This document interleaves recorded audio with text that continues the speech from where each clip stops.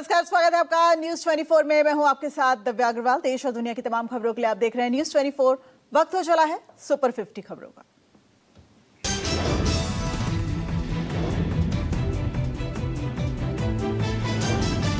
राज्यसभा में वंदे मातरम पर चर्चा के दौरान बोले मल्लिकार्जुन खड़गे, मैं 60 साल से वंदे मातरम गा रहा हूं। वंदे मातरम नहीं गाने वाले आज हैं चिंतित। खड़गे ने कहा कि मैं आजादी के सपूतों को नमन करता हूं। आज हमेशा आजादी की लड़ाई के खिलाफ थे। आप अंग्रेजों के पास नौकरी कर रहे हैं।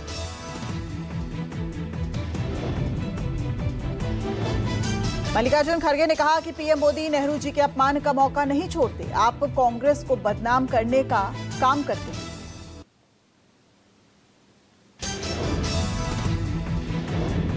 लोकसभा में चुनाव सुधार पर चर्चा। कांग्रेस सांसद मनीष तिवारी ने की शुरुआत। कहा, राजीव गांधी ने किया सबसे बड़ा चुनाव सुधार।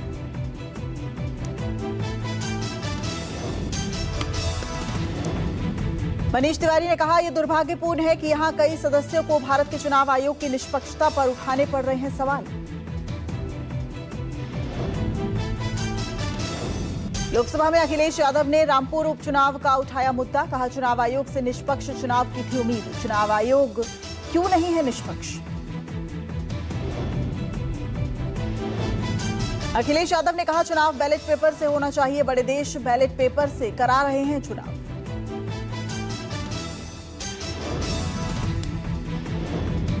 समाजवादी पार्टी प्रमुख अखिलेश यादव ने मतदाता सूची में बदलाव पर कहा, एसआईआर के नाम पर हो रहा है एनआरसी। सोची समझी साजिश के तहत नाम निकालकर हिरासत केंद्र में भेजे जाने की बात हो रही। राज्यसभा में वंदे मातरम पर चर्चा के दौरान अमित शाह ने कहा, जो वंदे मातरम की महिमा नहीं जानते वो इसे चुनाव से जोड़ रहे हैं।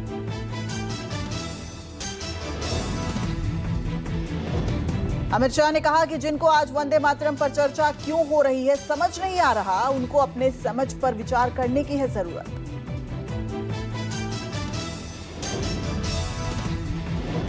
एनडीए के संसदीय दल की दिल्ली में हुई बैठक। एनडीए नेताओं ने बैठक के दौरान पीएम मोदी को बिहार विधानसभा चुनाव में जीत के लिए किया सम्मानित।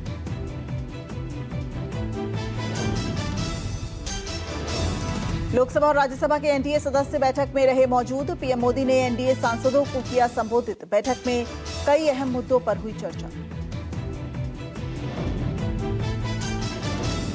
एनडीए संसदीय दल की बैठक के बाद किरण रिजिजू का बयान। बोले, प्रधानमंत्री मोदी ने सभी एनडीए सांसदों को देश के लिए अपने संसदीय क्षेत्रों में काम करने के लिए दिए मार्गदर्शन। लोकसभा में उड्डयन मंत्री राममोहन नायडू ने इंडिगो संकट पर जवाबदेही तय करने की बात कही। कहा, इंडिगो का परिचालन तेजी से स्थिर हो रहा है। डीजीसीए पूरे मामले की कर रहा है जांच। एनडीओ ने आज भी 200 से ज्यादा फ्लाइट्स कैंसिल की। एयरपोर्टों का निरीक्षण करने के लिए वरिष्ठ अधिकारी मुंबई, बेंगलुरु सहित कई हवाई अड्डों पर भेजे गए। महाराष्ट्र निकाय चुनाव से पहले देर रात बंद कमरे में देवेंद्र फडणवीस और एकनाथ शिंदे की हुई बैठक। सूत्रों के मुताबिक इस बैठक में बीजेपी और शिवसेना के बीच दूर हो गया मनमुटाव। गोवा अग्निकांड में सरकार का बड़ा एक्शन। फरार लूथरा भाइयों के अवैध क्लबों पर चलेगा बुलडोजर। गोवा पुलिस ने लूथरा ब्रदर्स के 3 नाइट क्लब और पब को सील किया। सीएम योगी बोले, तोड़ने के लिए तो बहुत है। कोई जाति के नाम पर, कोई क्षेत्र, कोई भाषा के नाम पर बांट रहा है। जब सत्ता में आते हैं तो सिर्फ परिवार के लिए सोचते। मुख्यमंत्री योगी आदित्यनाथ बोले, युद्ध भूमि में यदि हो जाओगे बलिदान तो मिलेगा स्वर्ग। जीत गए तो धरती पर करोगे राज।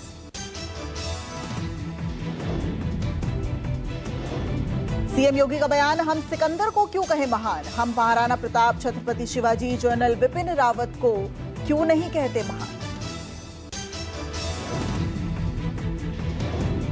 पुणे के सदाशिव पेट इलाके में इमारत के टेरेस पर लगी आग। आग लगते ही इलाके में बन गया अफरा तफरी का माहौल। जानकारी मिलते ही मौके पर एक साथ पहुंची कई फायर ब्रिगेड की टीम। कड़ी मशक्कत के बाद आग पर काबू पाया गया। हादसे में किसी के हताहत होने की सूचना नहीं।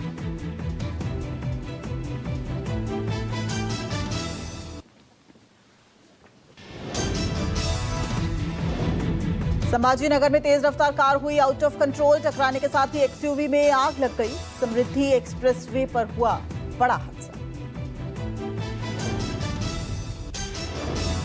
आग लगने के बाद भी कार नहीं हुई लॉक। वक्त रहते कार से बाहर निकलने में कामयाब रहे कार सवार सभी लोग।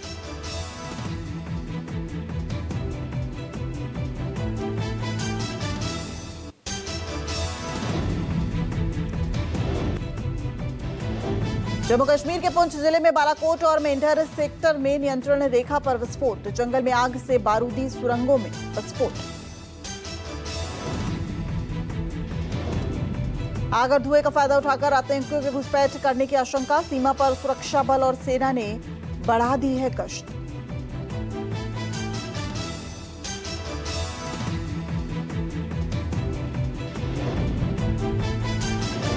राजस्थान हाईकोर्ट की जयपुर पीठ को एक बार फिर बम से उड़ाने की धमकी मिली है। पिछले 50 घंटे में ये तीसरी धमकी है। लगातार मिल रही धमकियों से हाईकोर्ट परिसर में अफरा तफरी का माहौल है। बम निरोधक दस्ता और फॉरेंसिक टीमें परिसर में कर रही हैं छानबीन। राजस्थान के राजसमंद में महिला शिक्षिका से दुर्व्यवहार। स्कूल पहुंच ग्रामीणों ने किया हंगामा। आरोपों को लेकर स्कूल प्रशासन ने खुलकर नहीं दिया अभी तक कोई बयान। पूर्व सीजीआई बीआर गवई पर जूता फेंकने वाले वकील के साथ मारपीट। दिल्ली के कड़कड़ुआ कोर्ट परिसर में कुछ वकीलों ने राकेश किशोर को चप्पलों से पीटा।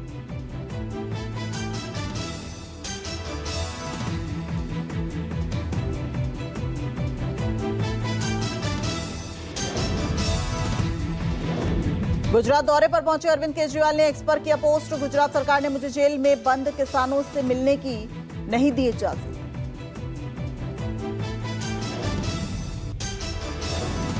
कानपुर में मकान की ग्राउंड फ्लोर में खड़ी बाइक में अचानक आग लग गई। देखते देखते आग ने विकराल रूप ले लिया। भड़की आग की चपेट में आया घर।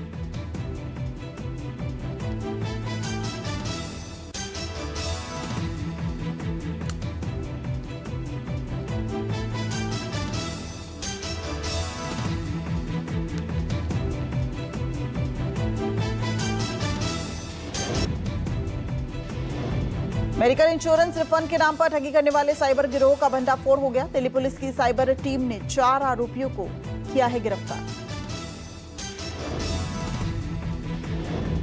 पंजाब के तरनतारन में पुलिस और बदमाश के बीच मुठभेड़ हुई। जवाबी फायरिंग में बदमाश सुख कोटली ढेर हो गया। 2 पुलिसकर्मी भी घायल हो गए। मध्य प्रदेश सरकार की मंत्री प्रतिमा बागरी का भाई गांजा तस्करी में गिरफ्तार हो गया। अनिल बागरी के पास से 40 किलो गांजा बरामद किया गया। बुलंदशहर के कसुमी गांव के जंगलों में देखा गया तेंदुआ। लोगों में दहशत का माहौल। वन विभाग की टीम ने जंगल में तेंदुओं को पकड़ने के लिए पिंजरा लगाया।